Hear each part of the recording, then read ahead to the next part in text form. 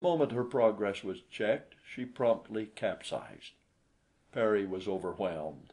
I didn't upbraid him, nor remind him that I had told him so. His grief was so genuine and so apparent that I didn't have the heart to reproach him, even were I inclined to that particular sort of meanness. "Come, come, old man," I cried, "it's not as bad as it looks. Give me a hand with this rope, and we'll drag her up as far as we can, and then when the tide goes out we'll try another scheme. I think we can make a go of her yet." Well, we managed to get her up into shallow water. When the tide receded, she lay there on her side in the mud, quite a pitiable object for the premier battleship of a world. The terror of the sea was the way Perry had occasionally described her. We had to work fast, but before the tide came in again we had stripped her of her sails and masts, righted her, and filled her about a quarter full of rock ballast. If she didn't stick too fast in the mud, I was sure that she would float this time right side up. I can tell you that it was with palpitating hearts that we sat upon the river bank and watched that tide come slowly in.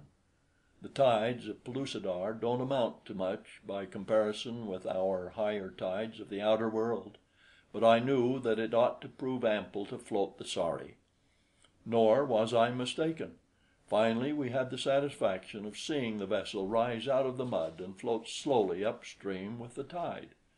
As the water rose, we pulled her in quite close to the bank and clambered aboard. She rested safely now upon an even keel, nor did she leak, for she was well caulked with fiber and tarry pitch.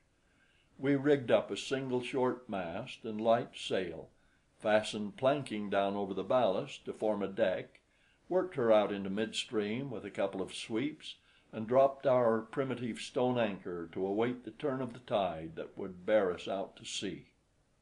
While we waited, we devoted the time to the construction of an upper deck, since the one immediately above the ballast was some 7 feet from the gunwale.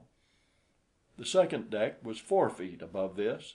In it was a large commodious hatch leading to the lower deck. The sides of the ship rose 3 feet above the upper deck, forming an excellent breastwork, which we loopholed at intervals that we might lie prone and fire upon an enemy. Though we were sailing out upon a peaceful mission in search of my friend Ja, we knew that we might meet with people of some other island who would prove unfriendly. At last the tide turned. We weighed anchor. Slowly we drifted down the great river toward the sea.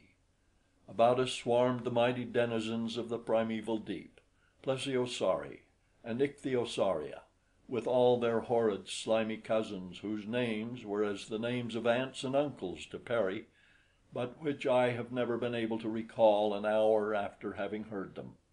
At last we were safely launched upon the journey to which we had looked forward for so long, and the results of which meant so much to me.